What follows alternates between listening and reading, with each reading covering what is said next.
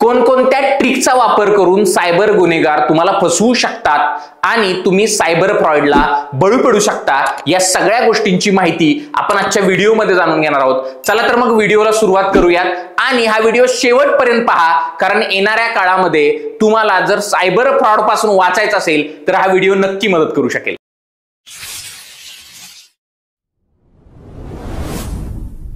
Cyber गुन्हेगार समोरच्या व्यक्तीला घाबरवून किंवा पॅनिक करून त्याच्याकडून पैसे उकळण्याचा प्रयत्न करत असतात। तुम्ही बऱ्याचदा अनुभवलं असेल की तुम्हाला ट्रायच्या नावाने म्हणजेच दूरसंचार नियामक प्राधिकरणाच्या नावाने एक कॉल येतो आणि समोरचा व्यक्ती सांगतो की मी ट्राय कडून बोलतो आहे, तुमचा जो फोन नंबर आहे तो तुम्ही अनधिकृत कामासाठी किंवा बेकायदेशीर कामासाठी वापरलेला आहे, त्यामुळे आम्ही तुमच्या फोनची सेवा बंद करत आहोत असं तुम्हाला सांगितलं जातं आणि तुम्हाला पॅनिक केलं जातं किंवा घाबरवलं जातं। आणि या केसमध्ये तुम्हाला तुमची सेवा बंद करायची नसेल तर तुम्ही या खात्यावर पैसे पाठवा असं सांगितलं जातं। लोक देखील आपला फोन नंबर बंद होऊ नये या भीतीने पैसे पाठवतात। पण मित्रहो, मला इथं तुम्हाला सांगायचं आहे की असा डायरेक्ट फोन नंबर ट्राय कधीही बंद करत नाही, कारण फोन नंबर चालू ठेवायचा किंवा बंद करायचा याचा सर्वोतोपरी अधिकार दूरसंचार कंपन्यांकडे असतो। म्हणजे जिओ, एअरटेल, वोडाफोन आयडिया या कंपन्या निर्णय घेतात की त्यांच्या ग्राहकाचा नंबर चालू ठेवायचा आहे की बंद करायचा आहे। त्यामुळं कुणीही जरी असं तुम्हाला डायरेक्ट कॉल केला आणि मी ट्राय करून बोलतोय असं सांगितलं तर तुम्ही त्या कॉलला बळी पडायचं नाही, घाबरून जायचं नाहीये। त्यांना सांगायचं तुम्ही माझा फोन नंबर नक्की बंद करा, कारण फोन बंद झाला तर तुम्ही तुमच्या दूरसंचार कंपनीच्या ऑफिसमध्ये जाऊन तुमचा फोन नंबर चालू करू शकता।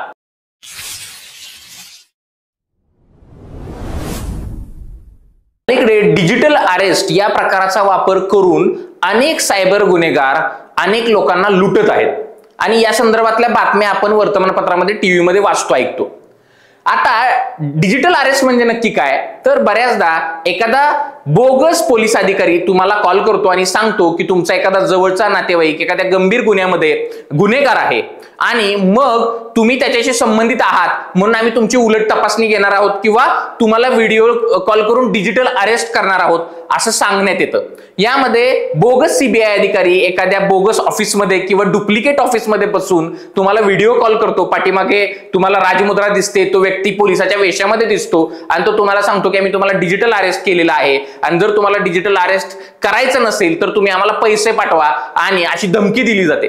मित्रहो, पोलिसांना डिजिटल अरेस्ट करण्याचा किंवा व्हिडिओ कॉलवरनं चौकशी करण्याचा काही एक अधिकार नाहीये। त्यामुळे तुम्हाला जर असा कोणी कॉल करत असेल आणि तुम्हाला धमकावत असेल तर अशा प्रकरणाला किंवा अशा व्हिडिओ कॉलला बळी पडू नका। अशा वेळेला तुम्ही त्या व्हिडिओ कॉलची सगळी माहिती पोलिसांकडे तक्रार करून द्या आणि पोलिसांना सांगा की अशा अशा व्यक्तीकडून मला व्हिडिओ कॉल येतोय। नक्कीच पोलीस तुम्हाला या प्रकरणी मदत करतील आणि जरी तुम्हाला कोणी डिजिटल अरेस्ट करण्याचा प्रयत्न केला तर घाबरून जाऊ नका, कोणालाही पैसे पाठवू नका।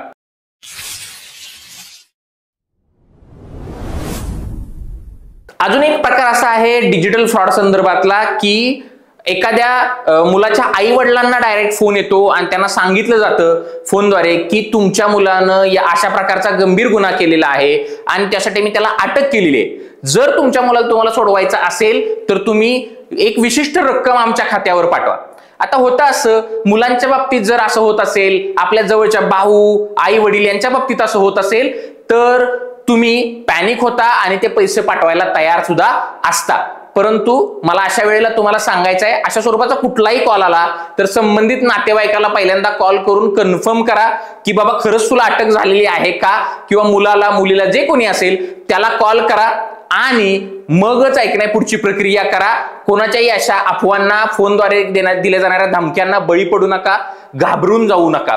सगळ्यात महत्वाची गोष्ट ही आहे की जेव्हा कोणालाही अटक होत असते त्यावेळेला पोलीस तुम्हाला घेण्यासाठी डायरेक्ट घरी येतात आणि सगळ्यात महत्वाची गोष्ट, तुम्हाला जर तुम्ही एखाद्या गुन्ह्यामध्ये दोषी असाल तर तुम्हाला नोटीस पाठवली जाते। या सगळ्या गोष्टींचा विचार करा आणि त्या पद्धतीने समोरच्या कॉलला रिस्पॉन्ड करा किंवा तो कॉल कट करून टाका।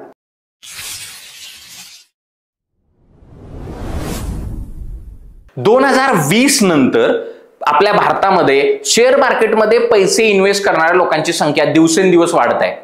परंतु या गोष्टीचा फायदा घेत अनेक फसव्या कंपन्या आणि त्यांचे प्रतिनिधी तुम्हाला कॉल करतात आणि सांगतात की जर तुम्ही आमच्याकडे पैसे इन्व्हेस्ट करताय, आम्ही तुमचा पोर्टफोलिओ मॅनेज करू आणि तुम्हाला गुंतवणुकीवर 30 ते 40% रिटर्न्स देऊ. मित्र हो, शेअर मार्केटमध्ये खात्रीशीर रिटर्न्स कधीही मिळत नाहीत आणि जर तुम्हाला कोणी कॉल करून असं सांगत असेल तर तो व्यक्ती तुमची शुद्ध फसवणूक करत आहे, हे लक्षात घ्या. शेअर मार्केटमध्ये पैसे इन्व्हेस्ट करण्यासाठी कोणावरही असा अंधविश्वास ठेवू नका आणि कोणी जर तुम्हाला अशी खात्री देत असेल तर नक्कीच ती योजना ही फसवी योजना असणार आहे, याची काळजी घ्या आणि अशा लोकांवर विश्वास ठेवू नका, अशा लोकांचा कॉल रिसीव्ह करू नका.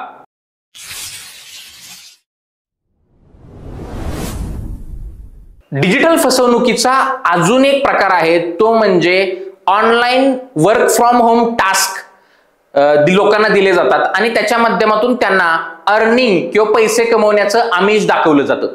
याच्यामध्ये काय असतं, व्हिडिओला लाईक करा, व्हिडिओच्या खाली कमेंट करा किंवा वेगवेगळ्या प्रोडक्टचे जे रिव्ह्यूज असतात ते रिव्ह्यूज करा. अशा स्वरूपाचं काम तुम्हाला अनेक कंपन्या देतात. सुरुवातीला त्या कामाचे पैसे देखील चांगले देतात, 2000, 5000, 10000 आणि नंतर तुम्हाला अजून पैसे जर कमवायचे असतील तर तुम्ही आमच्याकडे काही रक्कम डिपॉझिट करा असं सांगितलं जातं आणि ती रक्कम डिपॉझिट केली की त्यानंतर ती कंपनी गायब होते. त्यानंतर तुम्हाला कुठल्याही प्रकारचे पैसे त्या कामातून मिळत नाहीत. थोडक्यात काय तर तुमचा विश्वास सुरुवातीला जिंकून घेतला जातो, तुम्ही पैसे लावले की त्यानंतर कंपनी गायब होते. त्यामुळं अशा वर्क फ्रॉम होम जॉब्स जे आहेत किंवा ऑनलाईन टास्क आहेत त्याच्यावर जास्त विश्वास ठेवू नका. याच्या माध्यमातून सुद्धा तुमची फसवणूक होऊ शकते.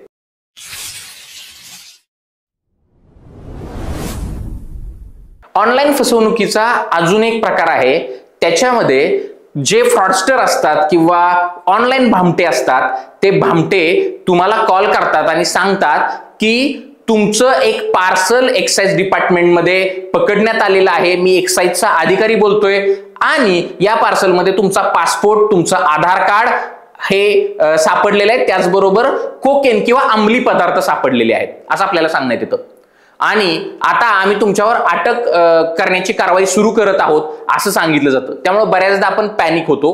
मित्र हो, मला तुम्हाला हे सांगायचं आहे की अशा स्वरूपाचा कॉल आला तर ते तुम्हाला सांगतात की तुमची जर अटक टाळायची असेल तर आम्ही तुम्हाला एक SMS पाठवतो, त्या लिंकवर क्लिक करा किंवा ईमेल पाठवतो, त्या लिंकवर क्लिक करून आम्हाला पैसे पाठवा.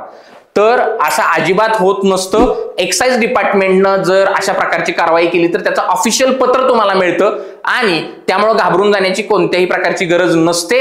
असा जर कॉल आला तर सरळ सरळ तो कॉल तुम्ही कट करायचा असतो. यामध्ये अजून एक प्रकार आहे, तुम्हाला एक समोरून कॉल येतो आणि त्याच्यामध्ये सांगितलं असतं की फेडेक्स कुरिअर कडून तुम्हाला एक पार्सल आलेलं आहे आणि अधिक माहिती जाणून घ्यायची असेल तर तुम्ही 9 नंबर दाबा. आपल्याला असं वाटतं की कुठलं तरी एक महत्वाचं पार्सल आलं असेल, त्यामुळे आपण 9 नंबर दाबतो. त्यानंतर समोरची व्यक्ती सांगते की तुमचं असं पार्सल एक्साइज डिपार्टमेंटमध्ये सापडलेलं आहे, त्याच्यामध्ये अंमली पदार्थ आहेत आणि तुमचा आधार कार्ड, पासपोर्ट आहे आणि तुमच्यावर कारवाई होणार आहे. असा सुद्धा प्रकार जर तुम्हाला अनुभवायला आला किंवा तुम्हाला कोणाचा कॉल आला तर त्याला बळी पडू नका, थेट कॉल कट करा, कारण एक्साइज डिपार्टमेंट असं फोन कॉलवरून कारवाई करत नाही.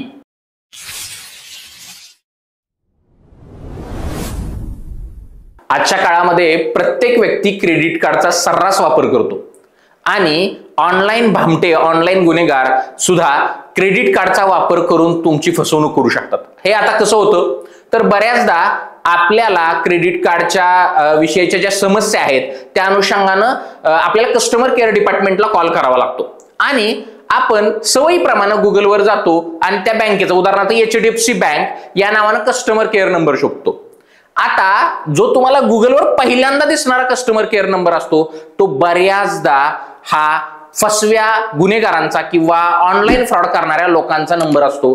आपण त्याच्यावर कॉल केलं की ते आपल्याला सांगतात, हो मी HDFC बँकेतून बोलतोय, आपला विश्वास संपादन करतात, आपल्या क्रेडिट कार्डची डिटेल आपल्याकडून मागून घेतात आणि त्यानंतर तुम्हाला एक OTP पाठवतात. तो OTP तुम्ही पाठवला की तुमच्या खात्यातून पैसे कट होतात किंवा तुम्हाला ते सांगतात की तुमच्या मोबाईलमध्ये वेगवेगळे ऍप आहेत, जसं टीम व्ह्यूवर आहे, ओके, त्या अशा प्रकारचे ऍप डाउनलोड करायला सांगतात आणि त्या ऍपच्या आधारे तुमच्या मोबाईलचा पूर्ण ताबा मिळवतात, ऍक्सेस घेतात. अशा वेळेला तुमच्या क्रेडिट कार्ड मधून मोठी रक्कम काढली जाण्याची शक्यता असते. त्यामुळं पहिली गोष्ट म्हणजे क्रेडिट कार्ड संदर्भातली तुम्हाला कुठलीही माहिती हवी असेल तर थेट तुमच्या ब्रांचमध्ये जा किंवा तुमच्या बँकेच्या ऑफिशियल वेबसाईटवर जो हेल्पलाईन नंबर आहे त्यावर कॉल करा.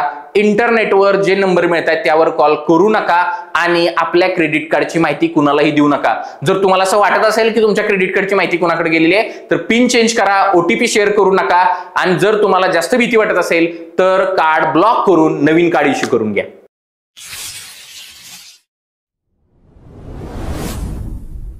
ऑनलाईन फसवणुकीमध्ये अजून एक प्रकार आहे, त्यामध्ये सायबर चोर प्रामुख्यानं उद्योजकांना टार्गेट करतात.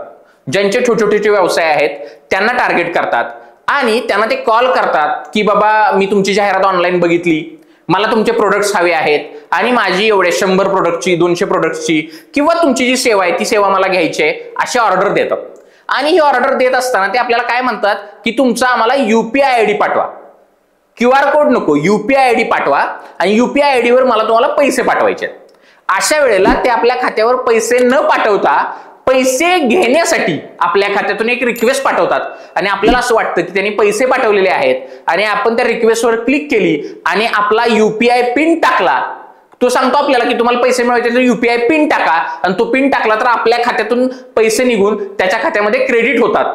लक्षात घ्या, पैसे घेण्यासाठी कधीही पिन टाकावा लागत नाही. आणि सगळ्यात महत्त्वाची गोष्ट, असं जर ऑनलाईन कॉल करून तुम्हाला कोणी ऑर्डर देण्याचा प्रयत्न करत असेल तर त्याला बँक खात्याचा नंबर द्या किंवा त्याला QR कोड पाठवा, त्याच्या आधारे त्यांना त्याच्याकडून पेमेंट घ्या, त्याच्यासोबत UPI ID शेअर करू नका. हे अत्यंत महत्त्वाची बाब आहे. जर असं केलं तर तुम्हाला फसवणुकीपासून दूर राहता येऊ शकेल किंवा स्वतःची फसवणूक टाळता येऊ शकेल.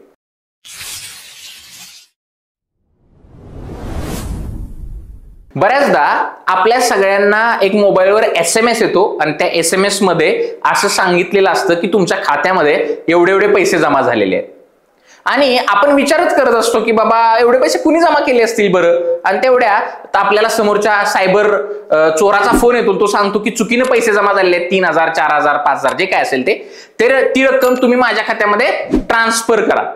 परंतु असं करण्यापूर्वी तुम्ही एकदा तुमच्या खात्यामध्ये नक्की पैसे जमा झालेत का याचं चेक करा. ओके, आणि तरच तुम्ही पैसे पाठवायचे आहेत. मी तर सांगेन की अशा प्रकारे कोणीही पैसे जमा करत नाही, त्यामुळे पैसे पाठवणं टाळा आणि त्याचा फोन परत रिसीव्ह करू नका.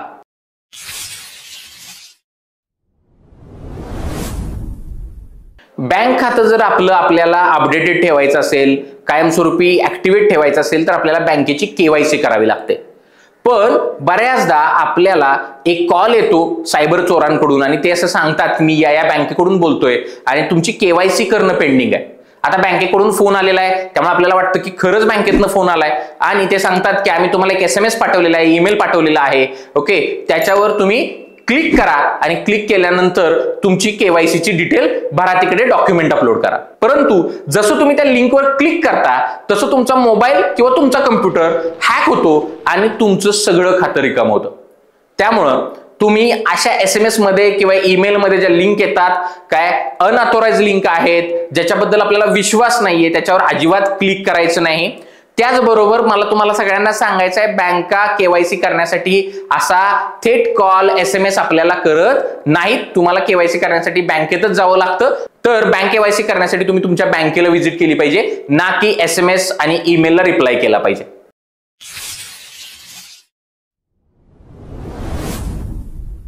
आपल्या देशामध्ये करोडो लोक दरवर्षी इन्कम टॅक्स रिटर्न फाईल करतात आणि इन्कम टॅक्स रिटर्न फाईल केल्यानंतर त्यांना इन्कम टॅक्स डिपार्टमेंटकडनं रिफंड सुद्धा मिळत असतो. तर बऱ्याचदा असे ज्या लोकांना रिफंड मिळणार असतात त्या लोकांना टार्गेट करतात हे सायबर गुन्हेगार, सायबर चोर, आणि ते तुम्हाला कॉल करतात आणि सांगतात की मी इन्कम टॅक्स डिपार्टमेंट मधून अधिकारी बोलतोय आणि जर तुम्हाला तुमचा इन्कम टॅक्स रिफंड मिळवायचा असेल आणि जर तुम्हाला तुमचा इन्कम टॅक्स रिफंड मिळवायचा असेल तर मी तुम्हाला एक लिंक पाठवतोय, त्या लिंकवर क्लिक करा किंवा तुमच्या बँक खात्याची माहिती द्या. त्यांनी जर असं तुम्हाला कोणी सांगितलं तर त्यांना तुम्ही माहिती द्यायची नाहीये. जर तुम्ही माहिती दिली तर तुमचं बँक खातं पूर्ण रिकामं होणार आहे, हे लक्षात घ्या. त्यामुळं कुणालाही अशी अनधिकृतपणे कॉल करणाऱ्या व्यक्तीला बँक खात्याची माहिती शेअर करायची नाहीये, तरच तुम्ही या सायबर फ्रॉड पासून वाचू शकता.